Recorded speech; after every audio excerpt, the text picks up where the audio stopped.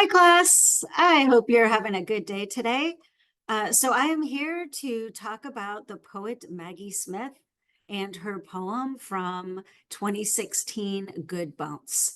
So I chose this poem because it is a good example of a poem that is written in free verse, right? Free verse means poetry that doesn't have rhyme and it doesn't have a regular rhythm.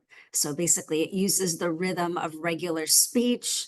I also chose this poem because shortly after it was published, it went viral, right? So people started sharing it online. And so, why did they start sharing it online? You might be wondering. Well, so shortly after the Pulse nightclub shooting that happened in Orlando, Florida in 2016, people, started sharing this poem online.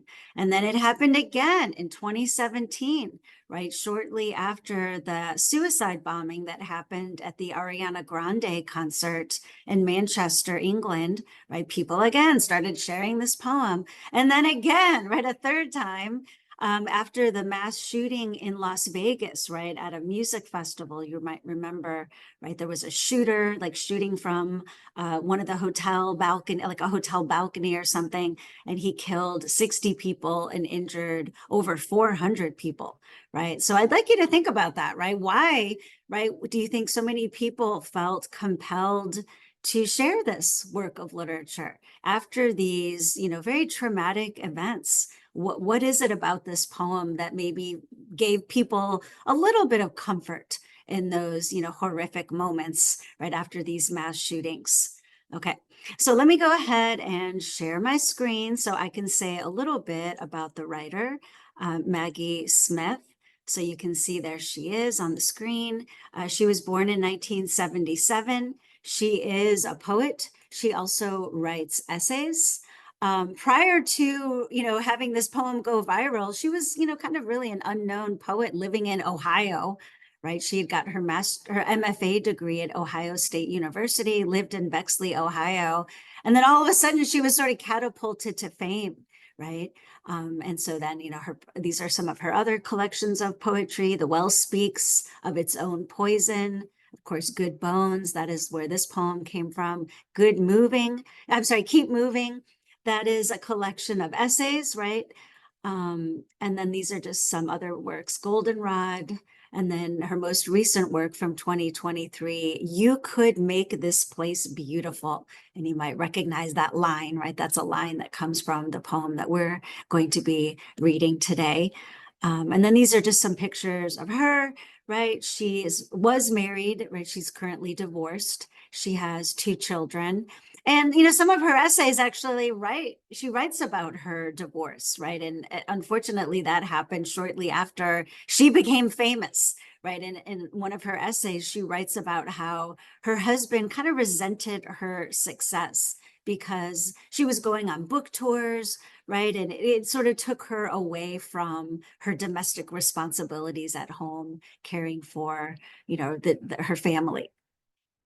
Okay, so let's go ahead and read this poem. It's probably one of my favorites that we're going to be looking at this semester, so I'm really hoping that you guys also like it.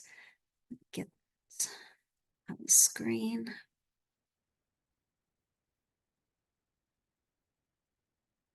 Okay, so here we go. Good Bones. And I'm just going to go ahead and read through it one time, and then we can talk about what is significant here. Okay, so life is short, though I keep this from my children. Life is short, and I've shortened mine in 1,000 delicious, ill-advised ways. 1,000 deliciously ill-advised ways. I'll keep from my children. The world is at least 50% terrible, and that's a conservative estimate, though I keep this from my children.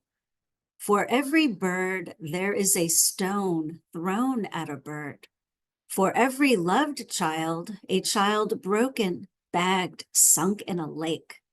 Life is short, and the world is at least half terrible. And for every kind stranger, there is one who would break you, though I keep this from my children. I am trying to sell them the world. Any decent realtor walking you through a real shithole chirps on about good bones. This place could be beautiful, right? You could make this place beautiful.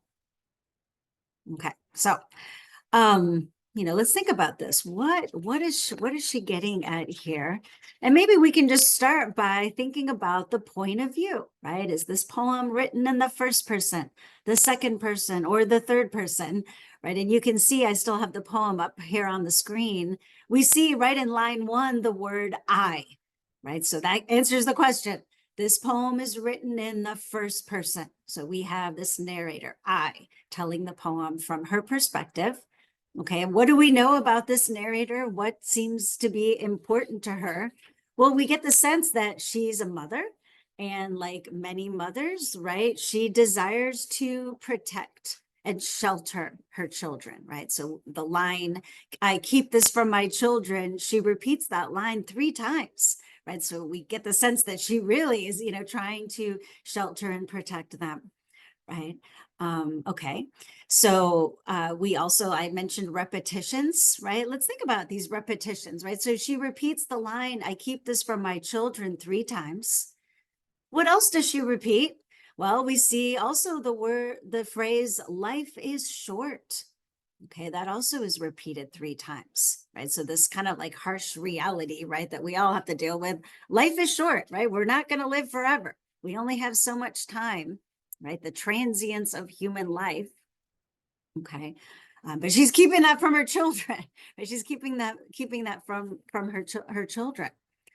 And then, of course, right, this analogy at the end of the poem, I think a lot of the meaning kind of hinges on that, right, where she says, right, she's trying to sell them the world. Any decent realtor walking you through a real shithole chirps on about good bones, right? And so, like, the sense this place could be beautiful, right? You could make this place beautiful, right? So what do we make of this realtor, right? This analogy that she makes, and like her trying to sell her children the world, and the realtor trying to sell a real shithole, right? So she seems to be emphasizing this notion of potential, right? The good bones, right? Sort of like the foundation of the house, right? That even if the house is a shithole, right, it has potential, right? You could fix it up, right? And so I think that that's what she's saying, right? The realtor is saying that about the house, and Maggie Smith seems to be saying that about the world, right? Yeah, there's some harsh things that she acknowledges in the poem, right? For every bird, there's a stone thrown at a bird. For every loved child, a child broken, bagged, sunk in a lake, right? These are pretty harsh things that she's describing, right? The death of a child, right? But yet, right, she goes on that this place, this world that we live in has good bones, right? It has potential, right? And I also really like the way at the beginning of the poem, she refers to, some of the joys of life, right? She talks about the delicious, ill-advised ways that she has shortened her life. And we can only imagine what she's referring to, things that we all do, things that we indulge in, maybe that we know aren't really good for us, but they are fun. Maybe they feel good, right? And they make us happy. And so this, acknowledging that, right, that is part of life. Um, what is the theme of this short poem? Well, I really feel like it has a lot to do with the value of hope, right? Promise.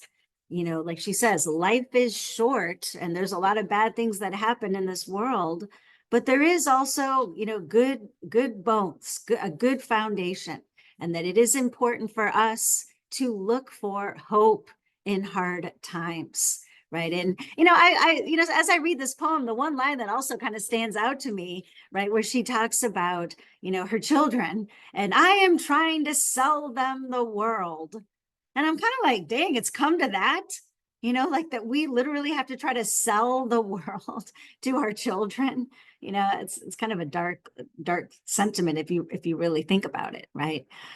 So anyway, I think that this is a beautiful poem, very thought-provoking, and it does give us a sense of hope, right? Kind of puts a little bit of the burden on us too, right? Because it's like, you could make this place beautiful, right? She's using the second person there, you, right? Me, like, oh, it's up to me, right? But I think it is, right? These good bones, this good foundation means that we can improve it, right? We can transform it into the kind of world that we want it to be. Okay. So I think it's a beautiful poem, and I can certainly understand why so many people wanted to share it. I hope you enjoy it, and I hope that you have a great rest of your day, and I'll see you next time.